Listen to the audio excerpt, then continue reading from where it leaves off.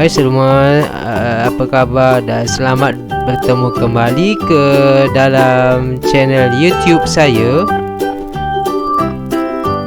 Seperti biasa, hari ini kita akan belajar mata pelajaran Bahasa Melayu tahun 2 Sekolah Kebangsaan.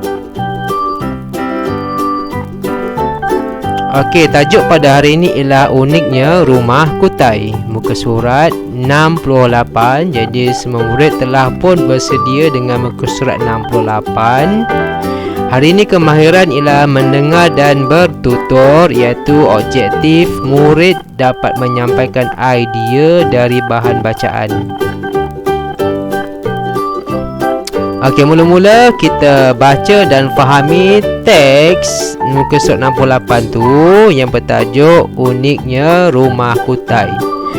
Kita baca bersama-sama dengan saya ataupun murid yang kurang mahir boleh ikut saya agak lambat sikit. Okey, kita baca tajuk uniknya Rumah Kutai.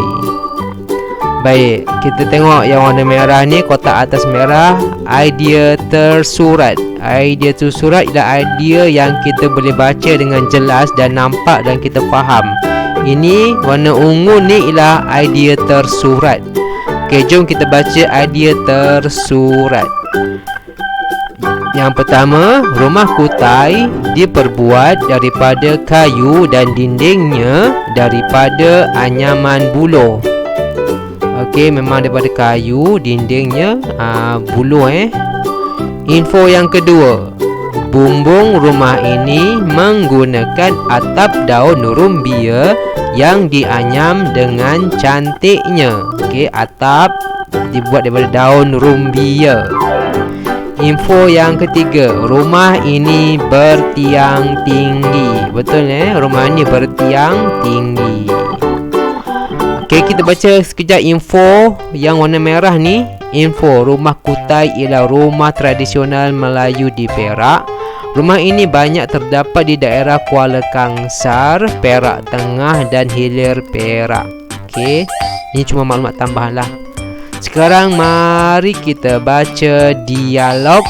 Dalam dialog ni ada soal jawab tentang idea tersirat.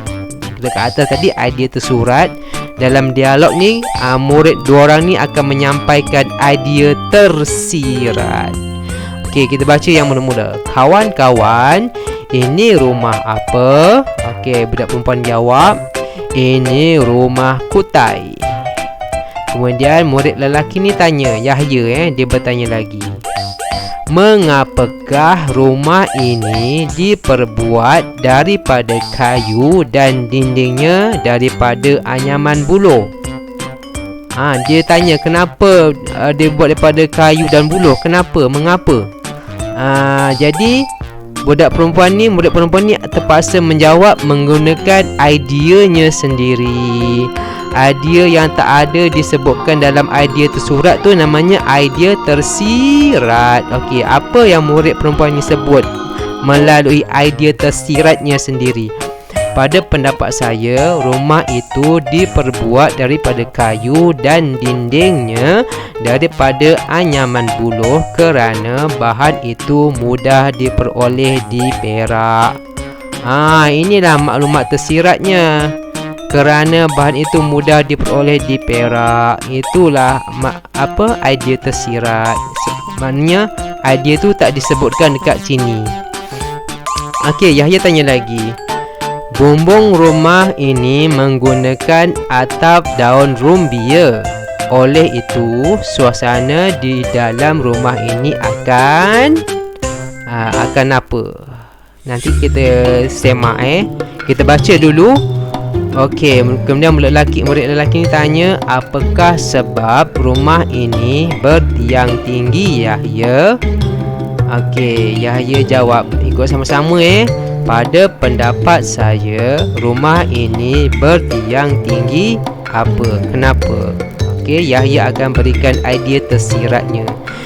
Okey, dah baca tentang rumah kutai, maklumat tentang rumah kutai, tentang idea tersurat pun kita dah faham. Mari kita tengok macam mana mereka berdua menyampaikan idea tersirat.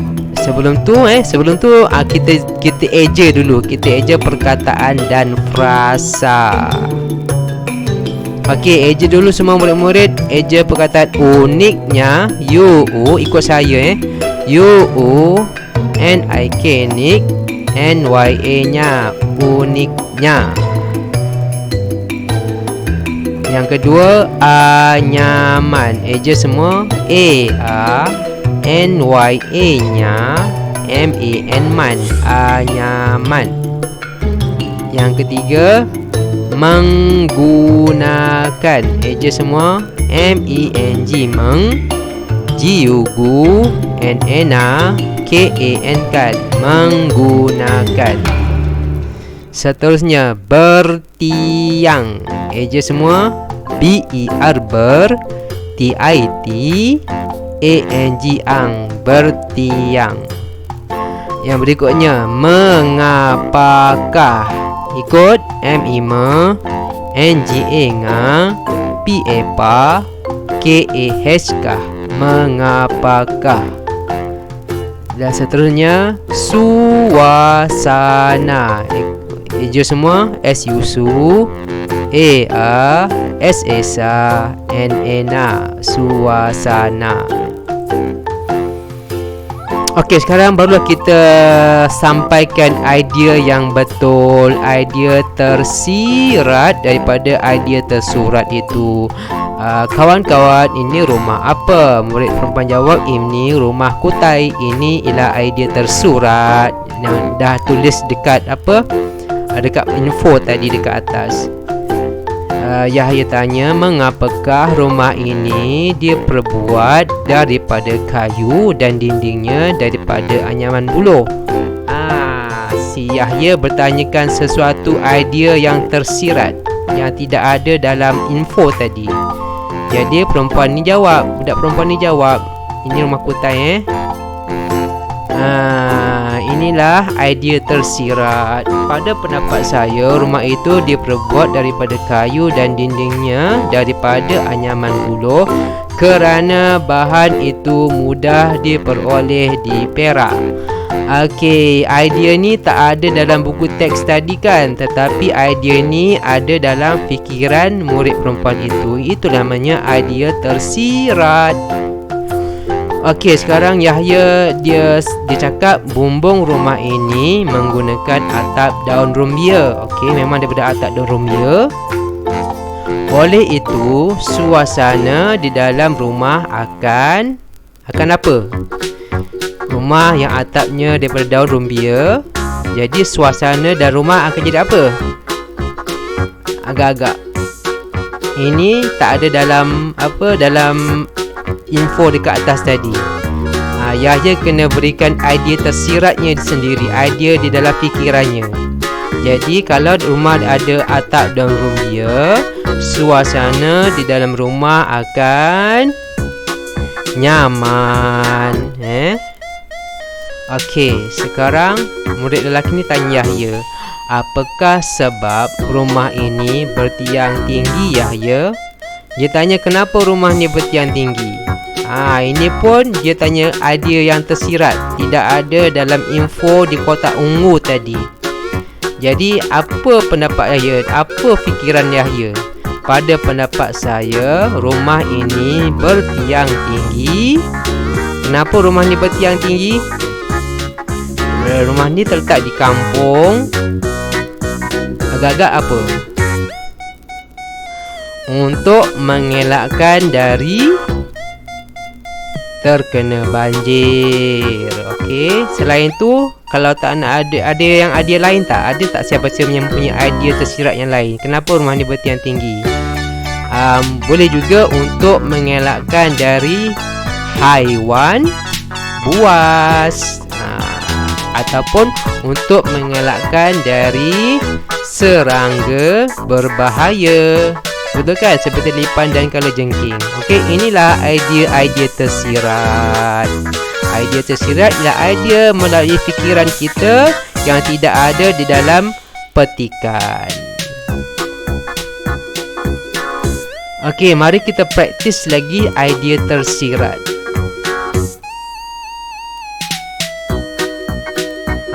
Tengok gambar ni. Apa lelaki ni tanya? Mengapakah kita mesti bersenam?